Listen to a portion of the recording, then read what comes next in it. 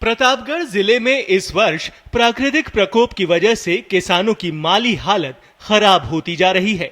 इससे किसान चिंता में डूबे हुए हैं। जिले में भूमिपुत्रों पर दोहरी मार पड़ रही है।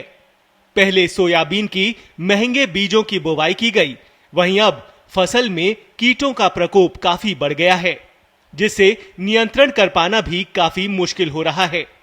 पौधों पर इल्लियों का प्रकोप है, तो वहीं खेत में सफेद लट का प्रकोप पड़ गया है। ऐसे में खेतों में पौधे जड़ से ही नष्ट हो रहे हैं। खेतों की हालत ये हो गई है कि पूरे खेतों से फसल सूखने लगी है, जिससे किसानों को नुकसान हो रहा है। सोयाबीन की फसल में खराबे को लेकर किसान प्रशासन के पास पहुंच रहे हैं, जिसमें बताया जा रहा है कि बारिश अधिक होने की वजह से सोयाबीन की फसल की बढ़ावर अधिक हो गई है, लेकिन इनमें फलियां नहीं लग रही हैं। हालात ये हो गए हैं कि सोयाबीन के पौधे पर एक भी फली नहीं लगी है। किसानों ने गिरदावरी करवाकर मुआवजे की मांग उठाई है। जिले में गत वर्ष भी सोयाबीन का उत्पादन काफी कम हुआ था। इस वर्ष 1,90,000 हेक्टेयर में खरीफ की बुवाई की गई है। बुवाई के दौरान किसानों ने महंगे दामों में बीज लाकर बुवाई की थी। वहीं खंड वृष्टि और अतिवृष्टि के कारण फसलें काफी नष्ट हो गई हैं। इसके बाद इल्लियों के प्रकोप ने फसलों में नुकसान पहुंचाना शुरू कर दिया है। सफेद लट खरीफ की फसलों में सर्वभक्षी कीट है। इस कीट की लट को ग्रब के नाम से भी जाना जाता है, जो जमीन के अंदर रहकर पौधों की जड़ों को खाकर उसे नुकसान पहुंचा देती हैं। शुरुआती अवस्था में खेतों में छोटे छोटे टुकड़ों में इसका नुकसान दिखाई देता है। इस वर्ष प्रतापगढ़ जिले में सोयाबीन की फसल में एक विशेष कीड़ा नजर आ रहा है, जिसको सफेद लट के नाम से जाना जाता है। ये जो सफेद लट है, सोयाबीन की जड़ों को काटकर सोयाबीन की फसल या सोयाबीन के पौधों को पूरी तरह सुखा देती है। शुरुआती अवस्था में सोयाबीन का छोटे छोटे क्षेत्रों में सोयाबीन को नुकसान होता है, लेकिन ज़्यादा उग्र अवस्था में पूरे खेत इसके नुकसान से नष्ट हो जाते हैं।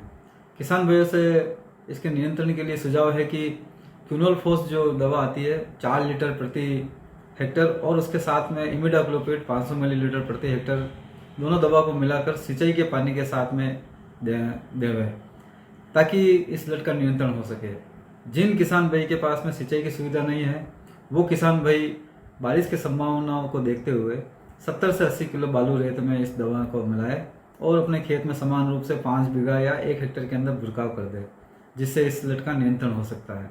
गांव बसेरा में कई खेतों में सफेद लट की वजह से सोयाबीन की फसल पूरी तरह से नष्ट हो चुकी है, जिसके चलते किसानों को खेत में ट्रैक्टर चलाने के अलावा और कोई चारा नहीं बचा है।